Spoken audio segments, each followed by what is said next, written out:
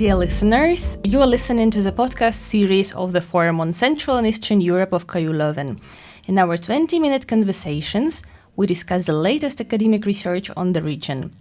I am Maryna Shevtsova, a senior FW research fellow at Lions KU Leuven, and it is my pleasure today to interview our guest, Oksana Dudko from the University of Toronto. Oksana Dudko is a historian of the 20th century Europe with a special focus on violence, gender, and cultural history of Ukraine, Eastern Europe, and the Soviet Union. Currently, she is a PhD candidate at the University of Toronto. She also has a PhD in history from Ivan Franko National University of Lviv, Ukraine. Oksana has taught the history of Ukraine, Soviet Union, gender and violence, mass killings, and genocide at the University of Saskatchewan, York University, Franco National University of Lviv, and Ukrainian Catholic University. In addition to that, for more than 15 years, Oksana has been curating theater and exhibition projects in Europe. She is a founding director and artistic curator of international theater and drama festivals Drabina and Drama UA in Ukraine. Oksana, thank you so much for being with us today. Thank you for having me.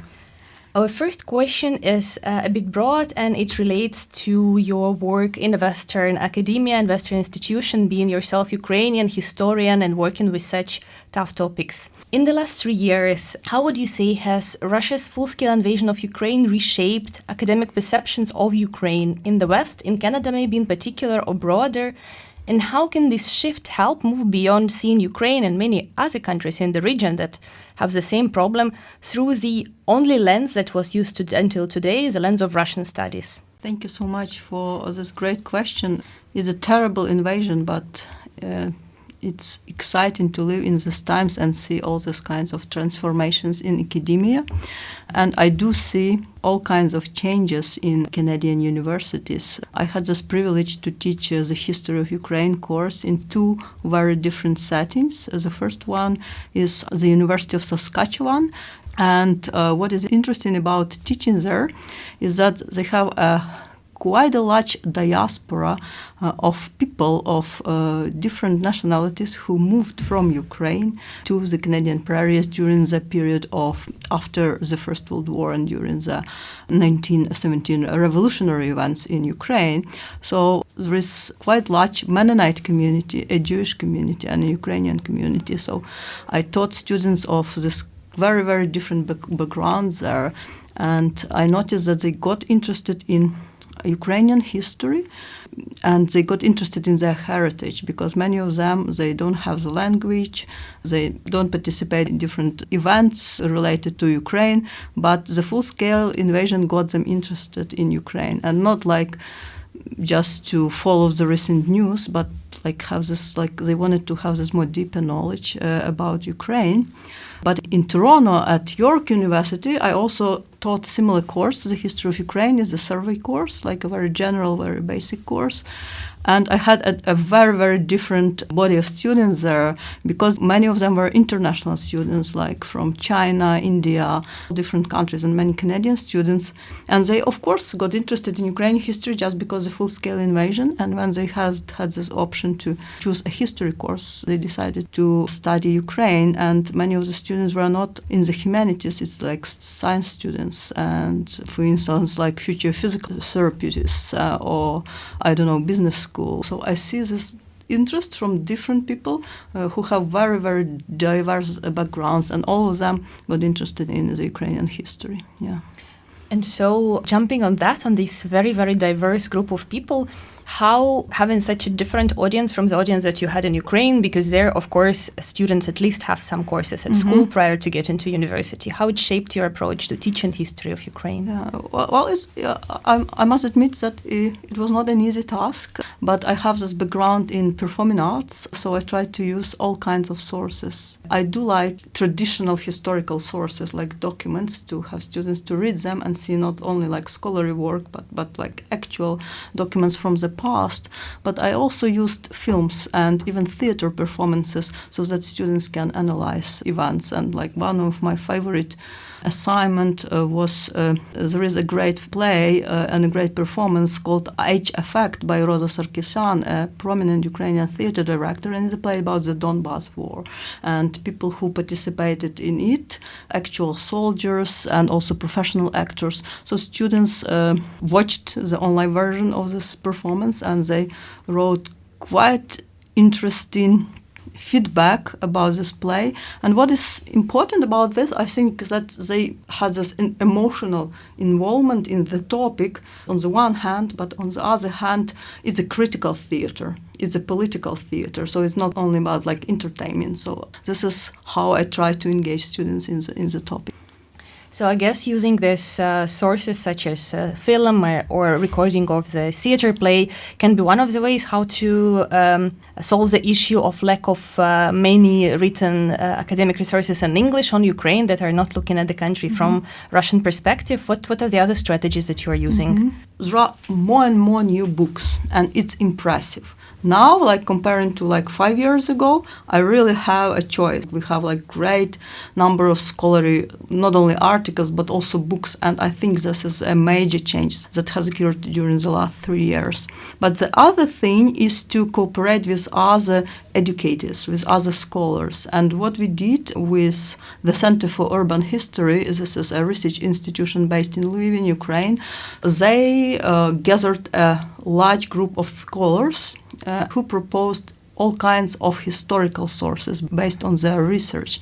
And they created this digital platform, and everyone can contribute to it. Scholars choose sources, and then the center translates it. And it's for scholars who participate in this project, but also it's for everyone. So this is like another strategy of how to enlarge this body of sources that could be used in historical research. For instance, I used my sources from the revolutionary period on Ukraine, some ethnographic accounts and some literary works. Yeah.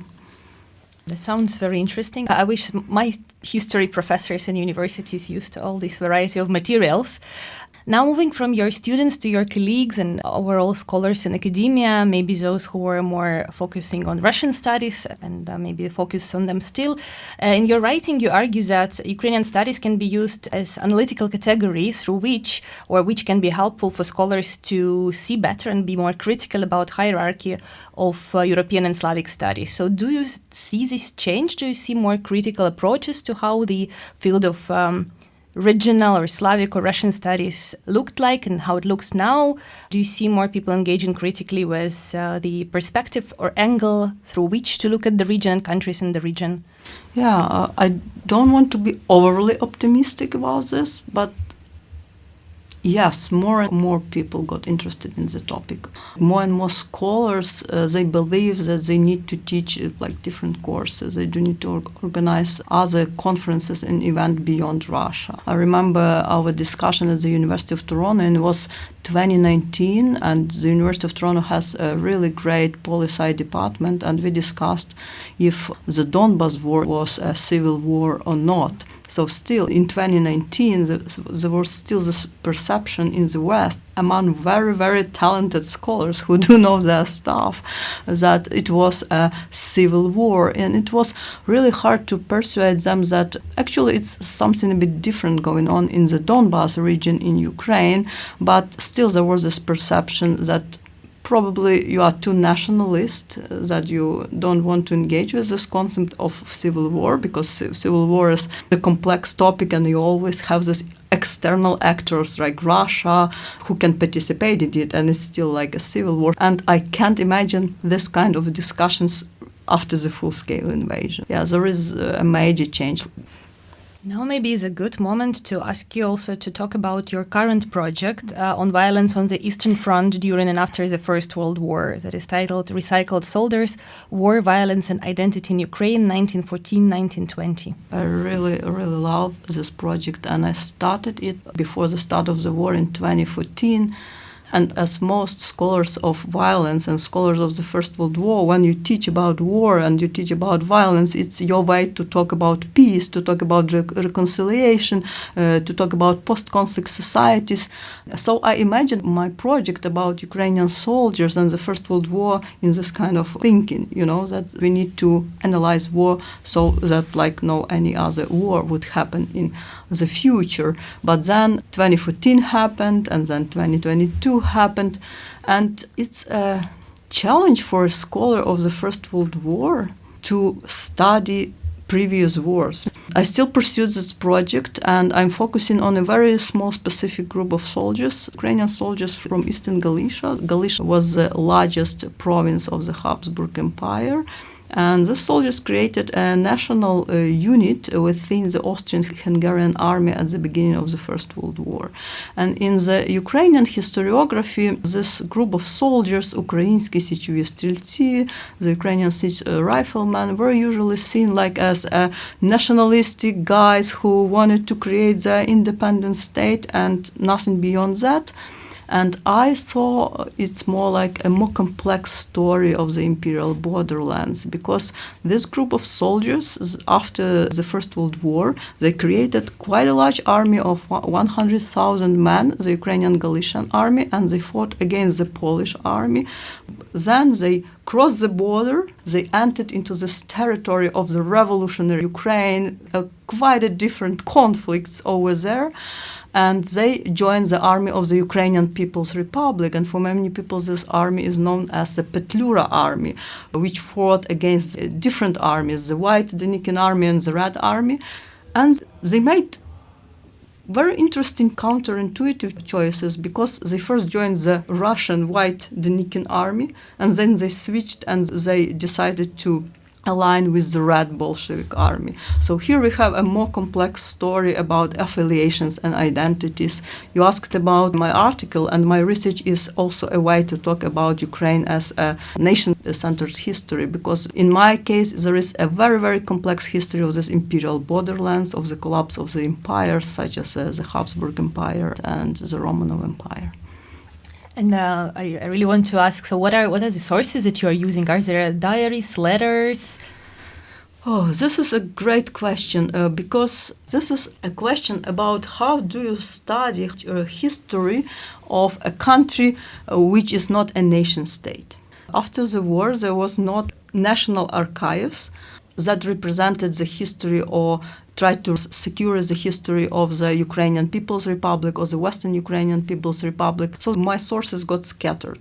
For instance, some of them remained in Soviet archives, in Kyiv, for example. Other sources were moved to the imperial center, to Moscow, to the Soviet Union, and I researched some Russian sources in Russian archives, like the military archive in Moscow, and also the historical archive and the former party archive. And this is a different perspective when you see your Galician soldiers from the perspective of the imperial center in Moscow. And also many of the soldiers, they emigrated after 1920 to Europe, and many of them ended up in Canada and in the US. So some of my sources are as far as in Winnipeg, for instance. They have a great archive titled Oseredok Archive in Winnipeg. There is a great collection of sources in New York at the Taras Shevchenko Scientific Society in New York. They have a huge collection of probably several thousand photographs of these riflemen. And for me, it's really important because I try to incorporate all kinds of sources. And finally, it's also a personal and a family story. So I try to contact some people whose grandparents or great-grandfathers were riflemen. So this is different kinds of archives, and I have to travel a lot. It's a privilege, but it's also sometimes very difficult because you have to visit so many places to try to reconstruct the story of the Galician soldiers. Yeah. It sounds exciting and interesting, but also complex and, of course, multifaceted. So again, I cannot not ask, So do you already incorporate some findings of yours into your public appearances, interviews, into your teaching? And also, I guess that it's something that can be used by this narrative of denazification of Ukraine and how Russia distorts Ukrainian history and manipulates it. So how do you deal with that? As of now, I use some sources, but to teach Ukrainian students, because it's quite hard to translate some of the sources and use them in teaching Canadian or the US students. Soldiers used all kinds of languages, for instance, Latin alphabet for writing letters, or mixed Polish and Ukrainian words, or Ukrainian Russian words. It's really hard to use these sources in English-speaking academia, but I use them teaching my Ukrainian students, and it was really great because we can talk not only about the content of these documents, but also about language, and it tells a lot in this multi-ethnic and multilingual region. Unfortunately, our time is running up. Otherwise, I would have more questions about your exciting project. Thank you for telling us about it. And just to finish, I wanted to ask for some recommendations. So what could be some practical steps you could suggest for scholars that want to integrate Ukrainian studies into teaching history of the region, history of Russian Empire maybe? What would you recommend? I mentioned earlier this project about all different sources, not only Ukrainian sources, but sources from Eastern Europe. So here's a moment to advertise this project. It's called Resources. So I do encourage everyone to search it online. It's a platform of the Center for Urban History. It's easy to Google it. So I encourage not only to use the sources, but to contribute with their own sources so that we can translate it and disseminate the knowledge about the region. Great. Thank you so much for this recommendation, and thank you for sharing information about your studies and work today. And we wish you all the best with your work. Thank you for being with us. Thank you. It's a pleasure.